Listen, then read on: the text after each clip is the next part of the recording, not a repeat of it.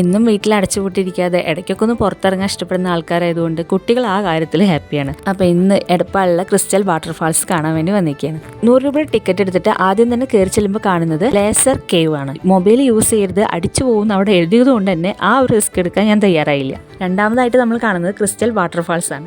അടിപൊളി സംഭവമാണ് കേട്ടോ. ഞാൻ ആദ്യമായിട്ടാണ് ഇത് കാണുന്നത്, അതുകൊണ്ട് എനിക്ക് അത് ഭയങ്കര ഇഷ്ടമായി. പിന്നെ കുട്ടികളെ കാര്യം പറയും വേണ്ടല്ലോ. വാട്ടർഫാൾസ് മാക്സിമം എൻജോയ് ചെയ്തിട്ടാണ് കുട്ടികൾ അവിടെ നിന്ന് ഇറങ്ങിയത്. ഡ്രസ്സൊക്കെ ചേഞ്ച് ചെയ്യാനുള്ള സൗകര്യം അവിടെ ഉണ്ടെന്ന് മുന്നേ അറിഞ്ഞുകൊണ്ട് തന്നെ ഡ്രസ്സൊക്കെ കൈ പിടിച്ചിട്ടാണ് വന്നിട്ടുണ്ടായിരുന്നത്. ഇവിടുത്തെ ഹൈലൈറ്റ് എന്ന് പറയുന്നത് തന്നെ ഈ ക്രിസ്റ്റൽ വാട്ടർഫാൾസ് ആണ് കേട്ടോ.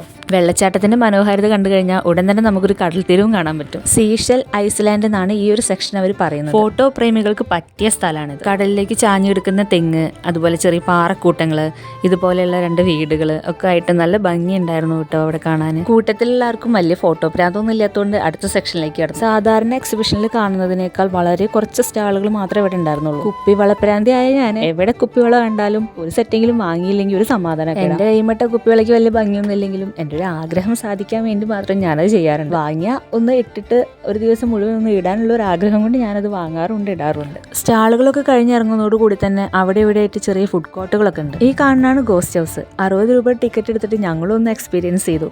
ഇതുപോലെ വീട് വിട്ട് എൻജോയ് ചെയ്യുന്ന ഗോസ്റ്റുകളായതുകൊണ്ട് കുട്ടികൾക്കൊന്നും വലിയ പേടി ഉണ്ടായിരുന്നില്ല. ഗോസ്റ്റ് ഹൗസിലെ ഉള്ളിലെ കാഴ്ചകളൊന്നും ഷൂട്ട് ചെയ്യാനുള്ള ധൈര്യം എനിക്ക് ഉണ്ടായിരുന്നില്ല. എത്ര ആർട്ടിഫിഷ്യലാന്ന് പറഞ്ഞാലും പെട്ടെന്നുണ്ടാവുന്ന ചില സൗണ്ടുകൾ നമ്മളെ പേടിപ്പിക്കുമല്ലോ. ഇവിടെ നിന്ന് അങ്ങോട്ട് സാധാരണ എക്സിബിഷനിൽ കാണുന്ന പോലെ ചെറിയ ചെറിയ ഗെയിമുകളും ആക്ടിവിറ്റീസ് ഒക്കെ ആയിരുന്നു. 1-2 ഗെയിമിൽ ദീപേട്ടനും അച്ഛനും അവരവരെ കഴിവ് തെളിയിക്കാൻ ശ്രമിച്ചെങ്കിലും ഓരോരോ പോയിന്റിനും 2 പേരും തോറ്റുപോയി. പോയത് പോട്ടെ എന്ന് കരുതി ഇരുട്ടിന് കൂട്ടുപിടിച്ചിട്ടുള്ള ഈ വെളിച്ചത്തിന്റെ വർണ്ണവിസ്മയം കുറച്ചു നേരം നോക്കി നിന്നു.